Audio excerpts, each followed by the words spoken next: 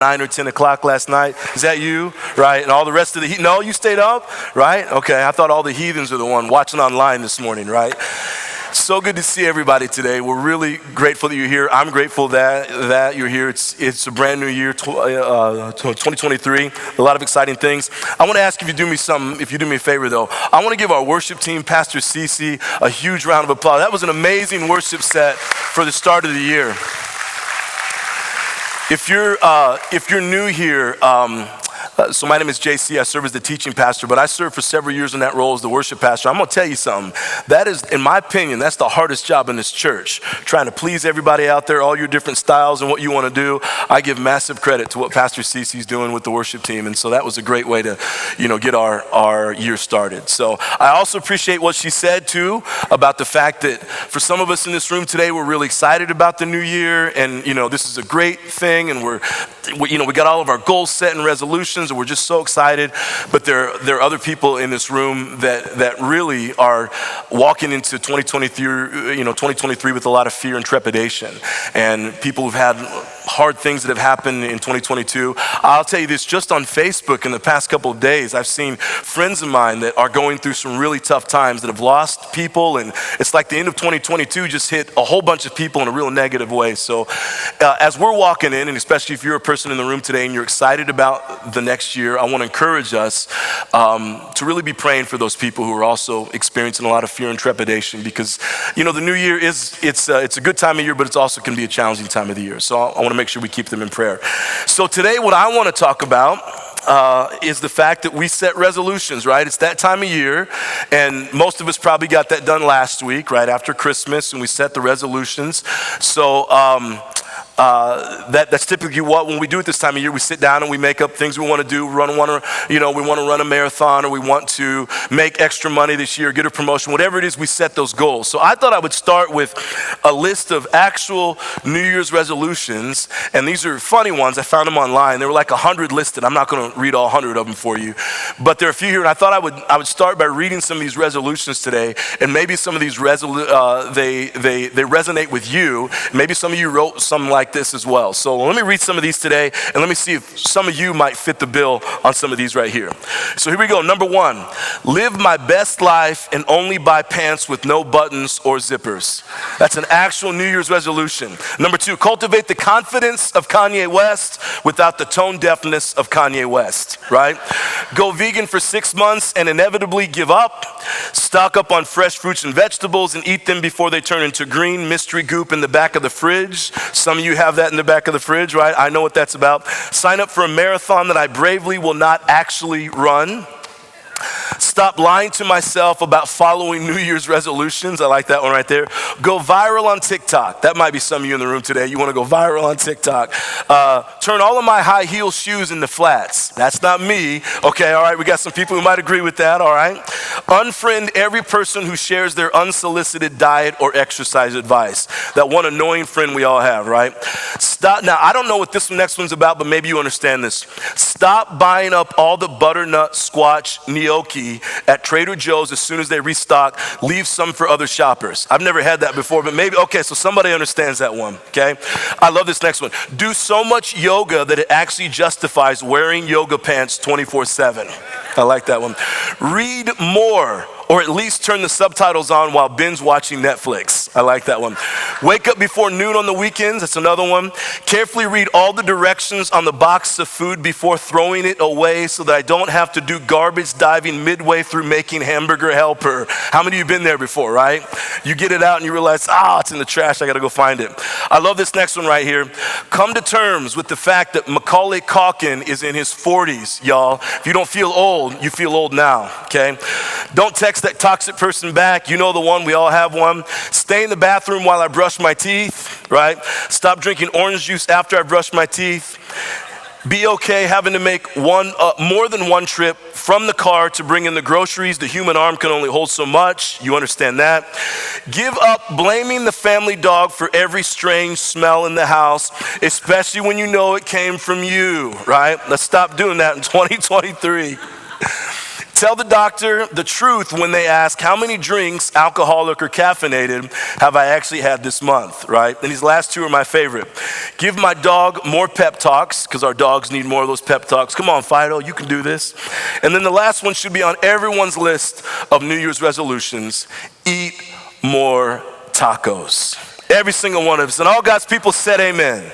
Amen, right? That should be on all of our list of New Year's resolutions. Here's the reason why I bring this up, and this is what we're going to talk about today, because I'm having some fun with this, but the reality is some of us, probably more so maybe in this service than the first service, we spend our time setting up these resolutions and these goals, right? We have new things we want to achieve, and the great thing about the new year is the fact that it's everything behind us, it's gone, right? So if you had a really horrible year last year, guess what? You get to start over new this year. If you had a really great year last year, guess what? It doesn't matter anymore. You've got to start over new this year, right? So that's why we set these goals. But here's the deal, okay? Here's the thing that I want us to understand.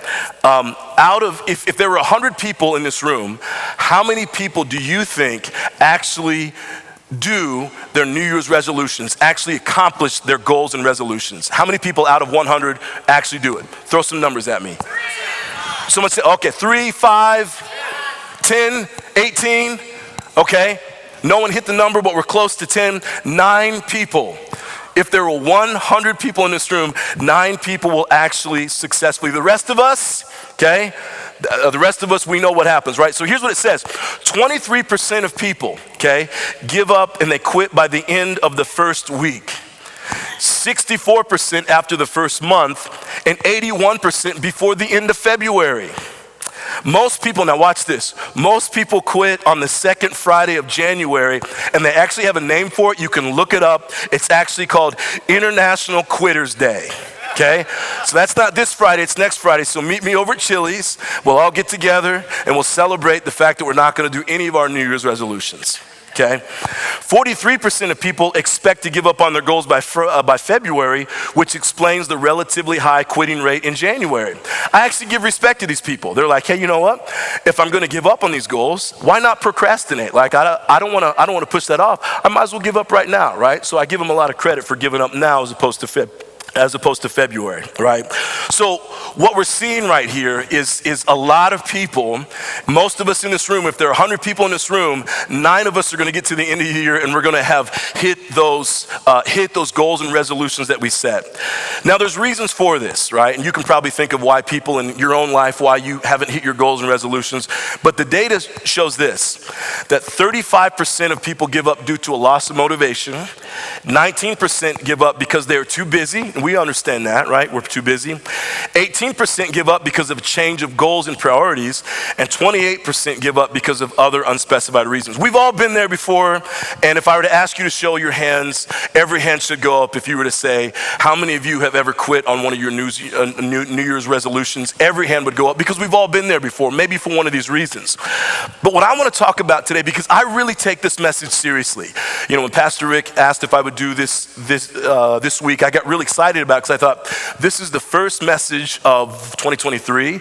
So my hope is that maybe a couple people in here will walk away from this and this will help set the tone for the rest of your year. So this is really important to me, and I hope it becomes important to you as well as we talk about setting goals for the new year. But here's what I believe. The reason why most of us won't achieve our goals this year is because our goals are too small, and here's the reason why. It's on your fill in the blank. Our goals are all about us, right? So I want you to think about your goals, right? I want to lose some weight. I want to run that marathon. I want to get more money. I want to get more promotion, or whatever it may be, whatever your goals or your resolutions may be.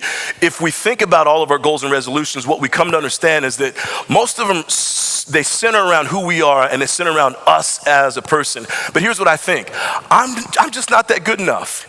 I'm not that motivating enough for me to follow myself around all year. I'm not exciting enough, and probably the same thing for all of us in this room too. When we make it about us, it's easy to quit because we're just not that great. We're just not that good, right? And so I think that's the problem. If you think about a time in your life when you've done something great, or you think about a time in your life when you've achieved something, or when you really felt proud of something, more than likely it was a time in your life when you were doing it for a greater good, right? Like I served in the military. I know we've got a lot of military people in our congregation.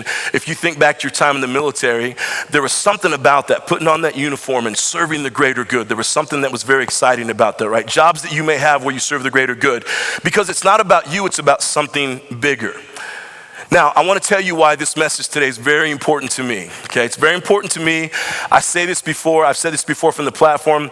I'm preaching to myself more than I'm preaching to you, and today is actually, it couldn't be more true that I'm preaching to myself today more than I am to you probably. So, 2021, I'll back up and just kind of share with you. 2021 was actually one of the hardest years of my own life, okay? It was a very tough year. In 2020, at the end of the pandemic, I sat with Pastor Russ and Barb Bolt from Staff Relations right here in our conference room. I'd been full-time here at the church, and I said, I feel like God's moving me in a different direction, and I need to go out and pursue what God has for me. I had no clue as to what that meant. And Pastor Russ was very good to me, and Staff Relations in this church has been very good to me and said, okay, go out and do it. You'll be part-time and all that stuff. And so I went out and I embarked on 18 of the scariest months of my life. I didn't have a salary during that time. I didn't have income. I never knew where the next paycheck was going to come from. I just went out and did what I felt like God was calling me to do in the marketplace. And it was incredibly scary. So 2021, I remember exiting that year, and I faced so much rejection that year.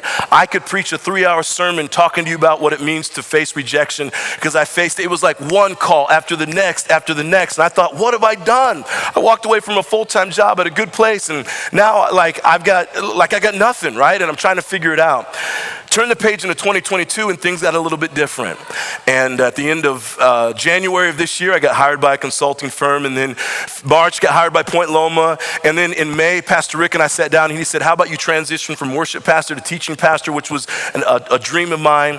Met the love of my life at the end of last year, and this year's been an amazing year for us, and great things are coming in that direction as well. So I say all that to say this. This fall, I sat down with a gentleman by the name of Dr. Michael Weiss. He's a professor over at Point Loma. He's been teaching for like 33 years, and he's built a business. And I've met several people over there, and everyone said, you need to talk to Dr. Weiss. With everything you're trying to do, you need to talk to Dr. Weiss. So we go and we have lunch this past year, and I say, tell me about you, and tell me about how you did the things that you've done. And so we sat in about a 90-minute lunch. It was like a late lunch, and he shared with me his story and kind of what he did and his journey. And then as we were getting ready to wrap up, he said, JC, I'm the one who's done all the talking. Now share with me a little bit about you. And I shared with him everything I just shared with you. I just said, man, 2021 was a hard year, and then I don't know what happened, but 2022, it's like all the doors began, the floodgates open, and here we are. And then I said something, it came out of my mouth that I couldn't even believe I was saying it. It scared me a little bit. I said to him, but you know what, Dr. Weiss, Mike is his name. I said, you know what, Mike, but I got to be honest with you. Sometimes it feels like it's still not enough. Achieved everything I wanted to achieve, and it still feels like it's not enough. And I remember that right there, and I remember I said it, and it scared me, and I thought, why am I saying this? And I knew, because I'd been wrestling with it a little bit. And then he took a bite, and he sat there. He's a very wise man, and then he gave me probably the best advice that I could have ever received, and it's why we're having this message today. And I'm going to share that advice with you at the end of the message, because I think that advice will be good for all of us. I think there's someone else in here in this room that needs to hear that same advice from Dr. Weiss. Now, the reason why I'm bringing this up today, and I'm sharing my own story with you, because we live in a place called Eastlake in the South Bay. I think it's one of the most beautiful areas. Some of you live in Otay Ranch, you live in Bonita, you live out here in this area, you drive past here in all these homes, and I've said this before from the stage, even if you live in low-income housing in Eastlake, you live 90% better than most of the rest of the world, 99% better than most of the rest of the world. We're lucky to be where we are. But here's what I know about some of us in the room today. We're successful. You've worked extremely hard to get to where you are. You've built up a life. Some of you have beautiful homes. You have 1, 2, 3 cars. You've got a job that you wanted to have. You worked hard to get those jobs. But I guarantee you there's someone else in the room who's thought the same thing. You get to the end of the year and you're setting more goals because you're saying, it just doesn't seem like it's enough. And we're on this constant drive for more, and more. And so that conversation this past fall led to what I'm going to talk about about today, and I think why this is so important that we talk about this today. My hope for all of us is that we walk into 2023, that we'd be able to set goals that are God-honoring.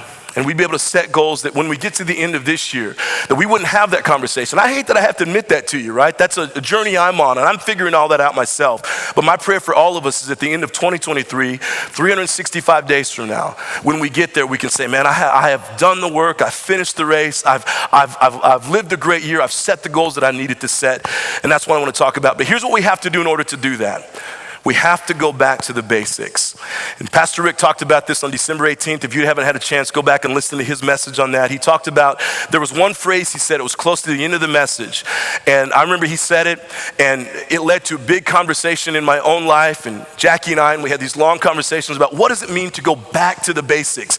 He had these boxes up here, and he started loading things up. And, you know, he put the right things in first and the wrong things, all that kind of stuff. If you saw the message, you know what I'm talking about. But he talked about going back to the basics. And I thought that's the perfect message for us to have as we walk into 2023. Instead of, maybe for some of us, instead of setting big, high goals, we're going to do this and we're going to run marathons and we're going to make $500 million this year and we're going to get that massive promotion and be, the next CEO of Walt Disney Company. Instead of setting those goals, maybe what we could do is focus on what God has right in front of us. So let's go back to the basics. Mark 12, 28 to 31. It's called the greatest commandment. If you've been in church for any time now, you've probably heard this before. So let's read this together and then we'll dive into our 3 points today. One of the teachers of the law came and heard them debating. Noticing that Jesus had given them a good answer, he asked him, of all the commandments, which is the most important? The most important one, answered Jesus, is this: Hear, O Israel, the Lord our God, the Lord is one. And then I love this part right here, verse 30, where Jesus says this: love the Lord your God with all your heart and with all your soul and with all your mind and with all your strength. The second is this: love your neighbor as you love yourself. There is no commandment greater than these. Here's what I want to talk about today briefly as we walk into 2023. Going back to the basics: loving God, loving others, loving ourselves. Loving God, loving others, loving ourselves. But before we dive in, I want to make sure that we're on the same plane here, okay? So I want to talk about the word love and what that means, okay? So I want to make sure we're on the same definition, at least for the next, 20 minutes. Let's get on the same page about what we believe love is. Here are 2 definitions that I want to give to you. C.S. Lewis, a great Christian writer, says this: love is unselfishly choosing for another's highest good. It's not about me, it's about the other person.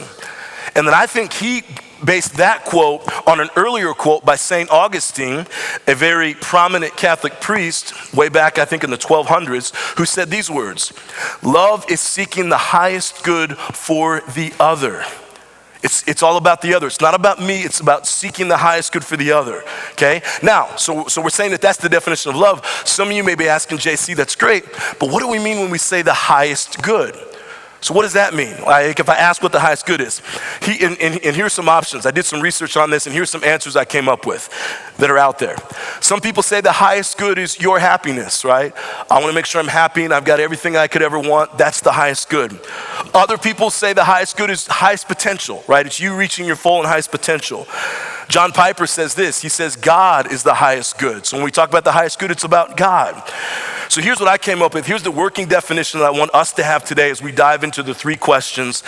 The highest good is that which honors God and brings people and societies closer to their full and highest potential. That which honors God and brings people and societies closer to their full and highest potential. That's what we mean by the highest good. So when I think about loving somebody, it's not about what I can take from them, right? There's these 2 terms out there. One is called eros kind of love, and the other is called agape kind of love. Agape love, you may have heard the term before. It means it's the kind of love that God has from himself down to mankind. Eros love is the kind of love that we have, and it's usually from ourselves up or ourselves out. The problem with eros love is it's based on my own selfishness. I love you because of what you can do for me. I'm in a relationship with you because of what you can do for me. That's eros love. Agape love, which is what we're talking about, is seeking the highest good for the other person. So as we dive into these 3 questions today, I really want you to think about that as I go into 2023. Maybe love could be the word for me this year, right? Maybe you're thinking that for your family. I know it's one for ours. And we say that means that I'm going to think about the highest good for someone else before I put myself. It takes us from a mindset of me first to we first, right? It gets us out of ourselves and makes sure we're thinking about other people.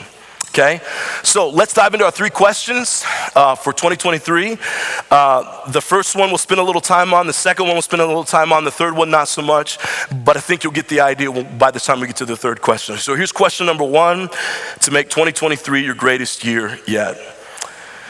Is anybody else hot in here? Is it just me? Is anybody else hot? By the end of the first service, I had like a puddle of water. Is it just me, or are you all feeling good? I'll just sweat. Is it hot? Okay, if someone in the room knows how to turn on the air, can we do that? Because you're gonna see this real quick here. It's gonna be like a swimming pool. It was first service, so thank you so much for that, Brooke. Okay, Brooke's gonna turn it on and we'll cool down in here so you don't see this drench. It's embarrassing for me. All right, let's be honest with you about that. Okay, back to our questions, okay? Back to our questions. Question number 1, if real love is unselfishly seeking the highest good for the other, in 2023, what is the highest good for my relationship with God? What's the highest good for my relationship with God? That seems like a weird question. You may be saying, what do you mean the highest good for my relationship with God? I don't understand that one. Here's something that I know and I understand. I grew up in a church back in Indiana, and we talked a lot about relationship with God, but we would talk in these high terms that I didn't quite understand. So people would say things like love God, and they would say things like walk with God, and they would say things like have a relationship with God, but they never really explained what that meant. And so as I got older, I really decided to dive in and discover, what does that mean, right? And what I found through reading the Bible is that there's actually a responsibility that we have in our relationship with God. It's not just about you say a prayer and God does all the work for us. We have a responsibility. So this year, someone out there may say, hey, you know what? If I'm thinking about the highest good for my relationship with God, what are some things that I could do better? And I want to give you some suggestions. And maybe you take 1 or 2 of these, maybe you don't. But if you're seeking to have a deeper relationship with God, these may help you right here. So feel free to write these down if you listen to these and think this might help. Here's some suggestions for all of us today. In 2023, maybe I want to attend church a little bit better on more of a regular basis, right? We just came out of Christmas, and I'm not so this probably isn't any of you because you're here on January 1. I thought it was going to be me and the camera today, so I'm really grateful you all came today. But there's some people that kind of come to church, and they come when Jesus is born, and they come when Jesus rises again, and then the rest of the year, they're just, that's when they come to church. And I'm not judging those people. That's just kind of how it works, and that's okay. But if you want a deeper relationship with God, maybe this you'd say, I might need to get in a little bit more than just Christmas and Easter, right? So that may be someone I'm going to attend church a little bit more. Go for once a month. Try it there. Start there for a year and see where we go. Join a small group. You've heard a lot about that. I won't go into that. Giving back financially through tithes and supporting your local congregation. Maybe that's the way you want to go deeper in your relationship with God. Trusting God with your finances. Spending more time in the Bible. This one's key right here, right? If I were to ask you, and I actually missed this point right here, if I were to ask you right now on a scale of 1 to 10, for those of you who are Christians in the room, if I were to ask you on a scale of 1 to 10, 10 being the highest, what is your relationship with God? How would you rate that? What number would you give yourself? Don't shout that number out, but just think about it. That might even be embarrassing for some of us in the room. But I want you to think about that. Some of you just thought about that and you said, you know what, JC, that's a great question. I give myself a 7. Awesome. You're getting a C. You're getting a C minus, right, in your relationship with God. Somebody else said, I get 6.5, JC. You're getting a D in your relationship with God, right? So what's acceptable for you, right? Is a 6.5 okay? Is a 7 okay? Do you want it to be an 8 or a 9? I'm here to tell you this right now. The times that I've been closest to God in my life are the times that I've picked up the Bible and I've read it. If you want to know the mindset of who God is, you've got to read the book that he wrote, right? So it's the Bible. So that may be something that you want to do in 2023. More consistent prayer and deeper conversation with God. There are people who think that I've got to crawl in my prayer closet and I've got to get a circle and a prayer circle and I've got to have certain rituals. Now that's not bad, and it could be that for you. But prayer also could just be conversation. I'm getting in my car And we've talked about this before, so I won't go into this, but I just start saying, God, here's what I'm grateful for today. God, thank you for this. Thank you for my family. Thank you for my car that I'm driving. Thank you for my job. Thank you for, and then we begin to ask God for the requests we have. It could just be a conversation on the way home from work or on the way to work. It doesn't have to be some big thing. You might want to do that this year. Seeking God's input before you make a decision. Oftentimes we tell God about the decision before seeking his input. Let's go to God before and say, God, I'm thinking about this. What do you think? Right? Over time, he will reveal what we need to do. Serving in the local church, finding out God's purpose for your life and moving towards it, that's an important one. And I love this last one right here, using the unique gifts that God has given you to help build the church. Some of you in 2023, one of your goals could be, I want to grow deeper in my relationship with God, and I want to do it by using my talents to help New Hope continue to grow.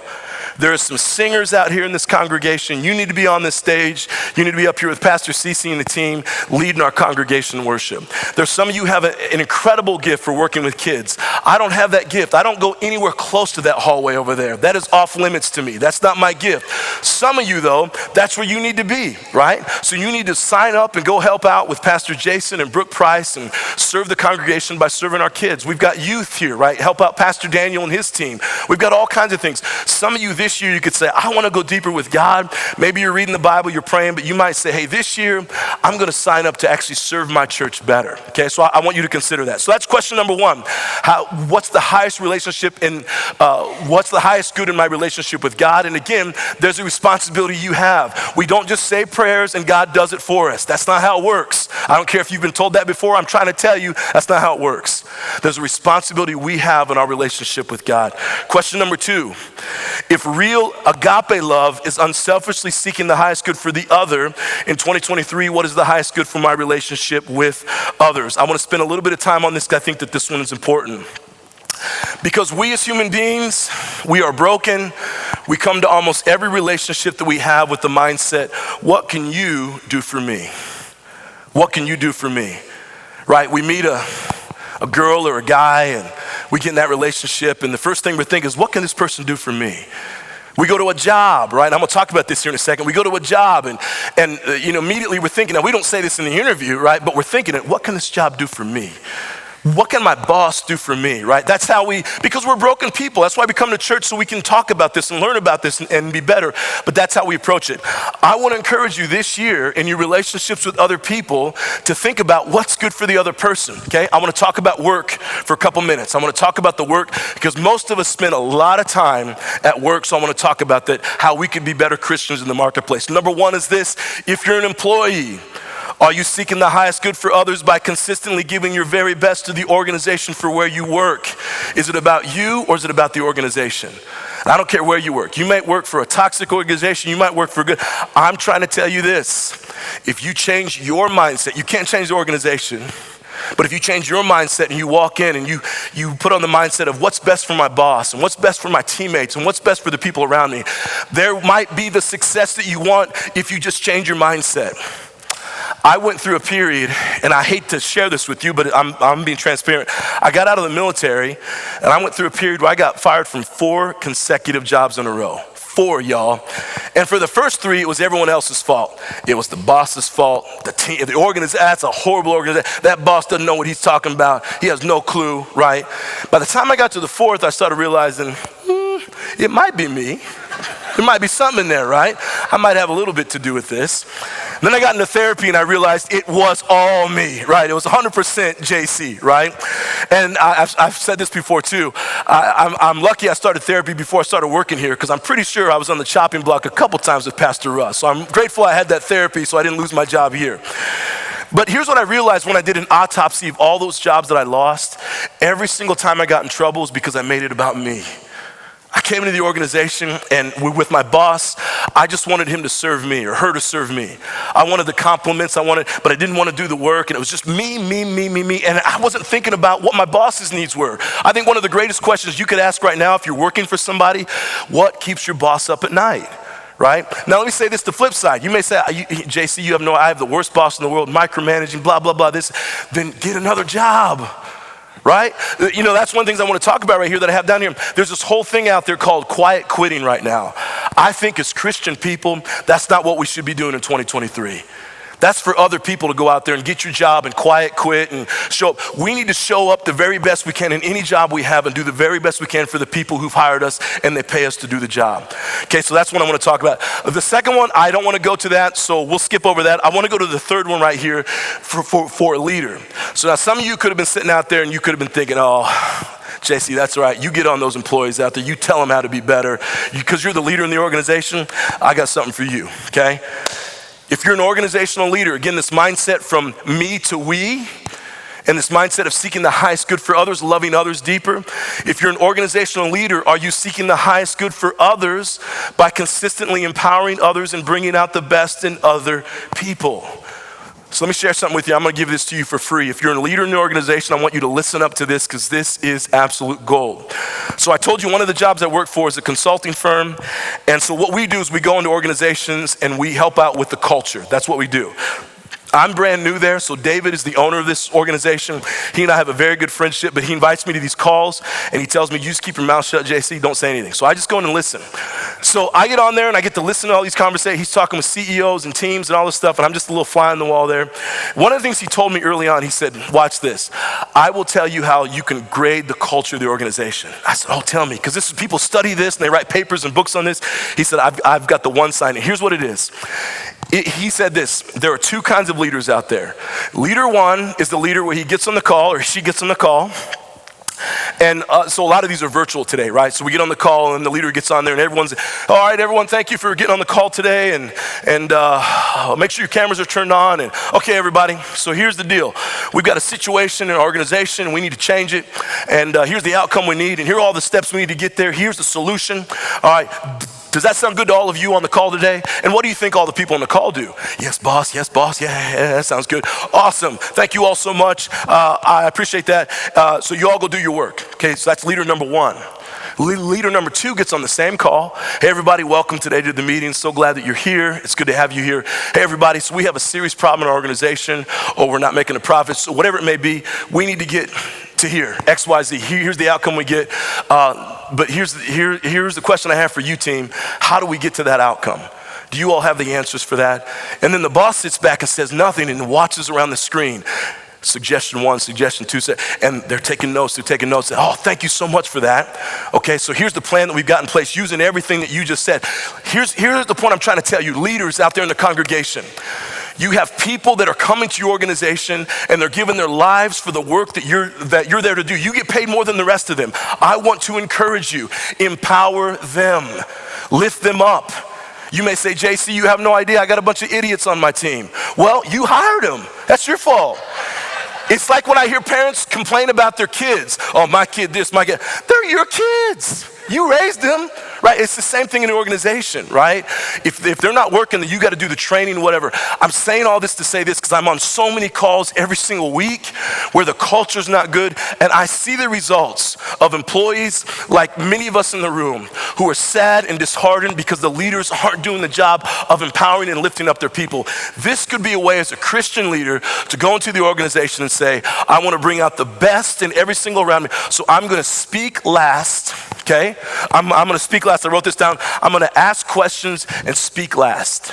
Ask questions, speak last. Therefore, I'll help to bring out the best in the people around me. Now, that's gold right there. I'm trying to tell you. You will find in the next year, if you decide to do just that right there as a leader, as a Christian leader, you will find that the culture is going to go where you want it to go. I promise you this. You'll begin making more money, all the profits will go up, all this kind of stuff that you want to see, because you're starting to treat your people with respect and you're valuing their opinion and who they are. I can't stress this enough. I'm so passionate about this. We got to move on. I'll talk about this for the next hour. In all of our relationships, the question is, are we seeking the highest good for the other person, or is it about me? If you're out there dating today and you're in a dating relationship, are you coming to the table and say, what can this person do for me? Or could you say, what can I maybe bring to this other person? Right? So I want us to think about that in our families, right? Are we running our homes like we run our organizations? And we come in and we're the big bad boss at work, and so we come in and start ordering people around and you do this. Or are we speaking last and asking questions, even of our kids once they reach a certain age, right? Are we empowering them to grow up and be their best selves? Okay? So I want to encourage you to think about that this year.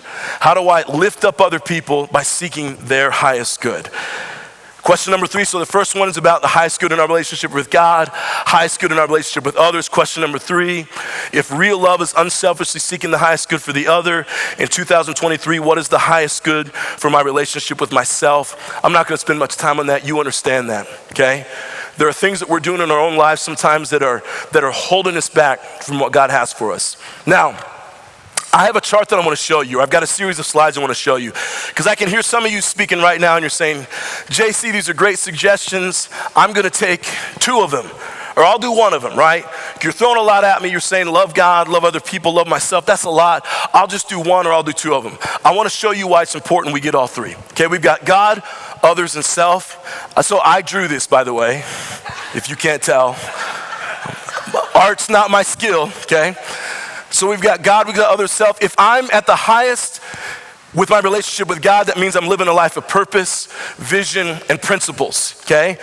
Next slide, if I'm at the highest in my relationship with others, it means I'm living based on compassion, empathy, and care. Next slide, if I'm in the highest relationship with myself, I love this one, I have bone deep confidence because I'm self-aware that leads to authentic humility. Because I know my strengths and I know my weaknesses. What we want is, again, all 3, right? Because see, watch this. If I have all 3, the highest good for all 3, I'm living my purpose, vision, principles. I've got confidence, self-awareness, humility, and I've got compassion, empathy, care. That's the dream person right there. That's the person we strive to be. But watch this. You say, JC, I'm just going to do 2 out of 3. Watch what happens. You say, I'm going to focus on God and self this year. JC, the dangerous part of that is you become arrogant, you become judgmental, you become closed off, you're holier than thou. Oh, I'm good, God's good. God, we got a relationship. All these other losers out here, right? That's what we become. That's the danger right there. We go to the next slide. If I focus on others and self, and that's all, that means I'm heavy on compassion. I care. But I'm light on principles, probably the charmer. This is the person who's led by their whims and their emotions, right? Because there's no God in all of that. So there's no sense of principles and foundation and what they should be, right? So it's just the 2 of them. Okay, we go to the next one. Okay, well, JC, I'm going to focus on God and others. I'm not going to focus on myself at all. Well, good for you, but watch this. This is the person who volunteers for church, for everything. They show up early, they stay late, never focusing on their own needs. They become resentful, frustrated, good, not great, and probably are not going to reach their full and highest potential. Okay, so this is what I'm saying. This year, I want to encourage you, go to all 3, the trifecta. The highest good for my relationship with God, the highest good for my relationship with others, and the highest good for the relationship I have with self. In this, I believe when we get to the end of 2023, the goals and achievements that we have will probably come true. I want to wrap up by saying this. You're asking me right now, JC, you've thrown a lot at me today. What's the reward for this? You've thrown a lot, so what do I get out of this, right? We're human, so we think that way. I want to go to Matthew 6:31-34, where Jesus says these words. I love this right here. So do not worry saying, what shall we eat, or what shall we drink, or what shall we wear? For the pagans, that means the non-Christian people, that's what they go after. Goals, resolutions, motivation. Not that any of that's wrong, okay? But that's the sole focus of the pagans. And your heavenly Father knows that you need them, right? So they're not bad, but that's, again, solely what they're going after. But seek first, I love this right here, but seek first his kingdom and his righteousness, and all these things, the things that we want, the things that we desire, will be given to you as well. Therefore, do not worry about tomorrow, for tomorrow will worry about itself. I want to go back to the conversation with Dr. Michael Weiss and what he shared with me. He said, JC, it was pretty deep. I shared with him my own, and it's not enough. I've worked hard. And it doesn't feel. He said, JC, here's what I think. He took a couple bites. He paused, and he said, JC, here's what I think. I think for many years, you've had to worry about yourself. He said, just for whatever reason, that's what you've had to do. But he said, if you're going to get to the next level, JC, you need to start focusing on other people. And then he gave me practical ways. And some of you are going to hear something in this as well. He said, JC, with your job at Point Loma, you serve your boss as well. You build the leadership programs that they've asked you to do, and that's all you need to do. You just serve your boss as well. And then he gave me practical tips on how to serve my 2 bosses well. And he said, JC, with your consulting job, all you have to do is serve David well. When David calls you up and he says you got a consulting gig, you do that the very best that you can. That's all you need to worry about. And number 3, when Pastor Rick calls you up and says, hey, come teach for the New Hope congregation, you give the very best you can to that message, and you dive into the people. And then he talked about with my family. He said, JC, with your family, you seek the highest good for them, and you love them above all else. And then right after he did that, he got out a picture, his own little camera, and it just meant so much to me, I'm not sure why. And he rolled through all these pictures of his kids. This is a very successful man, and all he wanted to talk about at the end of that were his kids and his sons and the great work they're doing. That lunch meant more to me than you can know, and that's why we're talking about this today. Some of us in the room today, we're pushing for great, we're pushing for this and all the big things in the world, and what God is saying to us right now is, hey, focus on what I have in front of you right now. Do those things well. Get back to the basics. Love God, love other people, love yourself well, seek the highest good, and in this, I believe, 2023 could be our greatest year ever. I want to pray for us. God, thank you so much for this day, January 1st, 2023. God, I know that there's some people in this room today who are going through a really tough time. 2022 was not the year that they imagined it would be. It was not the year that they had planned that it would be. And there's fear and there's trepidation right now. And some of us are at this season right now where we're thinking about the big goals and we're trying to improve and get better on this and that and this and that. And God, I pray that just for everyone in this room, myself included, God, I pray this for myself and for everyone in this room. You would help us to focus on the most important things. Loving you, loving others, and loving ourselves well. Seeking the highest good. And God, I pray for our church this year. God, I'm so grateful for this church, New Hope. What an amazing church this is. Pastor Russ and Janie, their legacy here. Pastor Rick and Nora, the future leadership of this church. God, I pray that this year would be the greatest year that we've experienced because we do these things we just talked about as a church. We would seek the highest good in our relationship with you, God, as a church. We would seek the highest good for other people as a church. God, that we wouldn't walk in these doors every Sunday and just think about ourselves, but we think about this community that we've been placed in, the broader global community, God. And we figure out how can we reach this global community for your good. And God, that we would do the very best we could. Hello, thank you so much for tuning in to New Hope this week. You know, the church doesn't stop when the video does. And make sure that you share this with a friend. You can even support what we're doing via the Give button here on the left. You can also subscribe to our YouTube channel so you don't miss a single Sunday. And we cannot wait to see you this week, either in person or online. Have a great day.